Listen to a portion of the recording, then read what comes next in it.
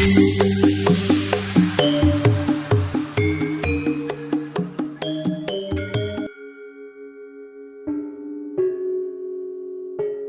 Sunan Gunung Jati membangkitkan mayat dikisahkan dalam beberapa naskah Cirebon. Peristiwa itu terjadi ketika Sunan Gunung Jati bertemu dengan Ki Kuwu Sangkanurip Cirebon.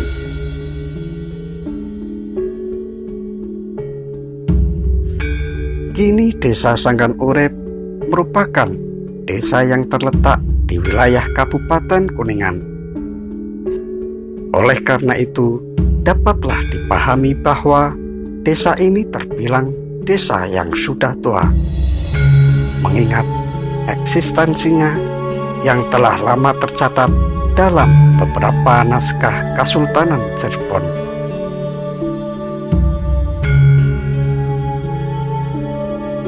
Dikisahkan bahwa ketika Sunan Gunung Jati berkeliling kampung demi kampung untuk mengajarkan agama Islam di wilayah Kuningan, beliau bertemu dengan seorang kuwu yang bernama Ki Kuwu Sangkanurip.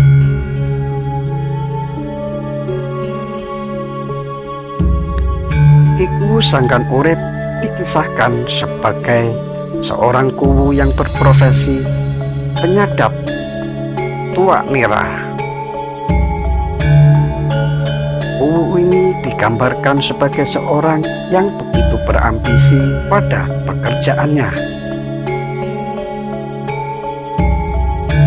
Pada suatu hari, ketika perjalanan Sunan Gunung Jati sampai di desa Sangkanurip, beliau melihat Ki Kuwu menyadap nira tuak aren secara berlebihan.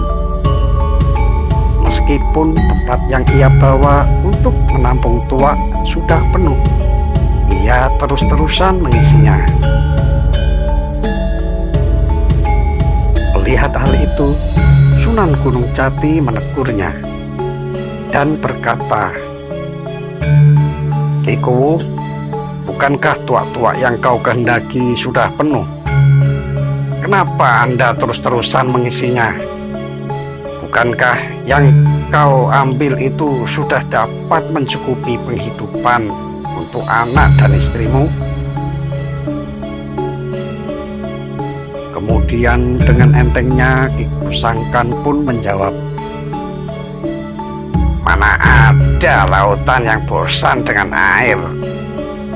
Begitu jawabnya.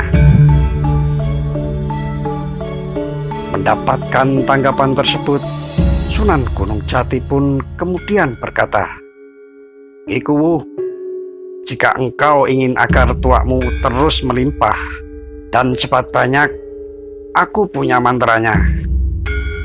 Bacalah kalimat syahadat ini." Setelah mengucapkan hal itu, lalu Sunan Gunung Jati kemudian berlalu pergi. Ki Kuwu Sangkan yang diberikan bacaan kalimat yang menurutnya aneh itu kemudian penasaran. Maka ia pun lalu membaca dua kalimat syahadat itu dengan harapan air nira tuak aren yang ia sadap keluar berlimpah banyak. Akan tetapi, manakala kalimat syahadat itu ia baca berulang-ulang, ternyata air tuak yang ia sadap dari pohonnya justru mampet, tidak lagi mengeluarkan air. Kesal dengan keadaan itu, Ki Kuwu Sangkanurip kemudian mengejar orang yang memberinya kalimat itu. Ia ingin memberinya pelajaran. Setelah melakukan pengejaran, Ki Kuwu dapat menemukan orang yang ia cari-cari. Dengan rasa kesal dan marah, ia pun kemudian hendak menangkapnya. Akan tetapi, tangkapan itu tidak mengenai Sunan Gunung Jati. dengan tiba-tiba sang Sunan sudah berada di sampingnya. Kemudian berbalik sambil berkata, "Lihatlah di belakangmu, Ki Kuwu." Selepas menengok ke belakang, Ki Kuwu terheran-heran, sebab di belakangnya bergelimpangan kepingan emas yang jumlahnya banyak. Melihat itu, Ki Kuwu bukan main girangnya. Ia pun memunguti emas-emas itu dengan tertawa dan gembira. Akan tetapi, manakala ia ingin mengucapkan terima kasih pada yang memberitahukan emas-emas itu, rupanya yang bersangkutan sudah tidak ada di tempatnya. Ia pergi entah kemana. Selepas kejadian itu, Kuwu merasa penasaran mengenai sosok pemuda yang mengajarkan kalimat aneh dan memberikan banyak harta kepadanya.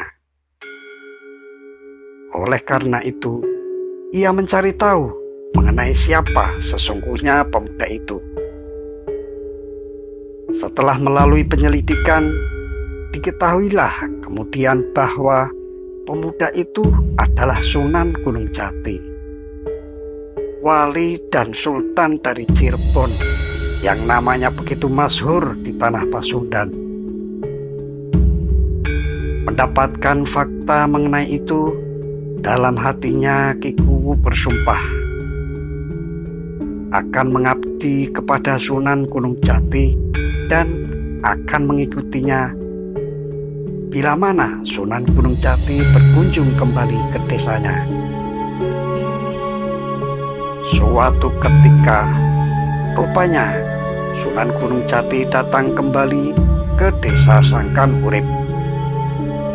Kali ini kedatangan Sunan Gunung Jati disambut dengan penuh hormat oleh Ki Kuwu Sangkan. Sang Sunan kemudian diajaknya mampir ke rumahnya. Di dalam rumah tersebut, Sunan Gunung Jati disuguhi hidangan berupa panggangan ayam yang sangat sedap rasanya. Ayam itu diambil dari induk ayam yang sedang mengerami telurnya. Ketika Sunan Gunung Jati bertanya pada Ki Kuwu Sangkan Urip mengenai ayam yang ia masak, memang begitu sedap rasanya. Lalu Ki Kuwu pun menjawabnya bahwa ayam yang ia panggang itu adalah induk yang sedang mengerami telurnya. Mendapati jawaban semacam itu, Sunan Gunung Jati kemudian menasehati Ki Kuwu. Kanjeng Sunan pun berkata, "Ki Kuwu, janganlah engkau begitu tega dengan memisahkan induk ayam dengan calon anaknya. Hal itu tidaklah baik." Mendengar nasihat itu, Ki Kuwu hanya diam saja. Akan tetapi, ketika Ki Kuwu merasa malu dengan perbuatannya, maka sekonyong-konyong Sunan Gunung Jati membangkitkan ayam yang sudah menjadi tulang belulang itu hidup kembali. Ayam itu kemudian melesat dan mengerami telur-telurnya kembali. Menyaksikan peristiwa itu, Ki Kuwu Sangkan Urip hanya terpaku dan keheranan. Lalu ia pun kemudian memohon kepada Sunan Gunung Jati untuk dapat mengizinkannya mengabdi pada sang Sunan. Maka selepas itu, Ki Kuwu Sangkan Urip pun masuk agama Islam dan menyatakan diri bahwa wilayahnya di bawah kekuasaan Cirebon. Begitulah kisah mengenai Sunan Gunung Jati yang dapat membangkitkan mayat ayam yang sebelumnya yang telah menjadi tulang belulang karena dimasak dan dimakan. Kesaktian-kesaktian Sunan Gunung Jati yang tentunya karena izin Gusti Allah itu adalah bagian dari karomah yang dimiliki oleh para kekasih Allah. Karomah-karomah semacam itu pada akhirnya dapat menarik sebagian pembesar di Pasundan untuk memeluk masuk agama Islam secara sukarela. Tetapi dari benar atau tidaknya kisah ini, yang jelas begitulah kisah yang diturunkan dari naskah-naskah Cirebon yang kini sebagiannya tersimpan dalam perpustakaan keraton.